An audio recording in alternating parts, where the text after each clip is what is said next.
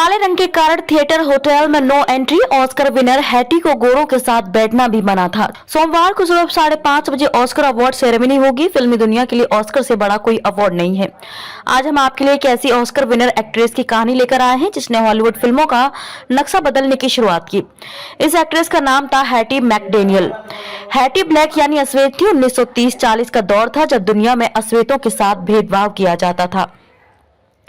Hollywood फिल्मों में black actors को सिर्फ नौकरों का ही रोल मिलता था, ना सेट पर कोई सुविधा और ना ही उतना पैसा जितना कि गोरे कलाकारों को मिलता था।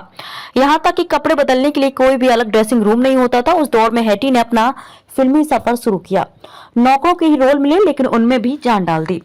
नतीजा 1939 में आई हॉलीवुड की landmark romantic film gone with the wind में नौकरानी के रोल के लिए ही हैटी को बेस्ट सपोर्टिंग एक्ट्रेस का ऑस्कर अवार्ड मिला। इतिहास में पहली ब्लैक कलाकार थी जिसे यह सम्मान मिला। हैटी ने अपने जीवन में काफी संघर्ष किया। पिता युद्ध में हारे हुए गुलाम थे, मजदूरी करके घर चलाते थे। हैटी जब पैदा हुई तो वो कुपोषित थी क्योंकि घर की इतनी कमाई भी नहीं थी कि पेट भर खाना मिल सके। क्लब में नौकरी की तो वहां वॉशरूम अटेंडर का काम मिला। फिल्मों में आई तो काले रंग के कारण इतना भेदभाव झेलना पड़ा कि जिस फिल्म में इन्होंने काम किया उसके प्रीमियर में भी उन्हें नहीं जाने दिया गया क्योंकि उस थिएटर में अश्वेतों का आना मना था। हैटी ने 4 शादियां की, चारों नाकाम रही। एक बार प्रेग्नेंट हुई लेकिन मिसकैरेज के कारण मां नहीं बन पाई। पैदा होने से शुरू हुआ काले गोरे का भेद 1952 में हैटी की मौत तक जारी रहा। उनकी आखिरी इच्छा थी कि उन्हें उस कब्रिस्तान में दफनाया जाए जहां गोरे एक्टर्स को दफनाया जाता है, लेकिन इस ख्वाहिश से ही गोरों की भौहें तन गईं। उन्हें गोरे लोगों को उस कब्रिस्तान तक में जगह नहीं मिली। उनकी मौत के बाद उनका वो ऑस्कर अवार्ड भी रहस्यमयी तरीके से चोरी हो गया क्योंकि कई गोरे लोगों को उनका ये अवार्ड जीतना रास नहीं आया था। हैटी मैकडेनियल का जन्म 1893 को यूएस के विचिटा शहर में हुआ था। ये 13 भाई बहनों में सबसे छोटी थी। परिवार इतना गरीब था कि उनके खाने पीने के भी लाले पड़े हुए थे। नतीजतन हैटी कुपोषित पैदा हुई। उनका वजन आम नवजात बच्चों से काफी कम, महज यानी कि 1.5 किलो था।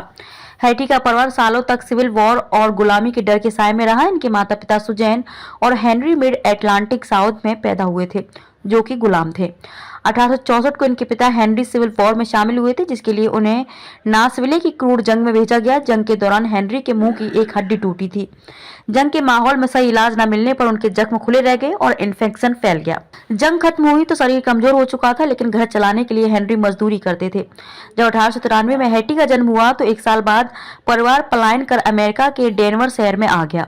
यहाँ भी गरीबी में इनके परिवार को कई दिनों तक भूखा रहना पड़ता था। कुछ सालों बाद घर का खर्च यूएस गवर्नमेंट से मिलने वाली पेंशन से चलने लगा लेकिन बाद में डॉक्यूमेंट्स की कमी से वो पेंशन भी बंद हो गई। 1908 में हैटी ने डेनवर वेस्ट हाई स्कूल में पढ़ाई शुरू की। यहाँ होने वाले सिंगिंग कंपटीशन में हैटी ने पहला स्थान हासिल किया।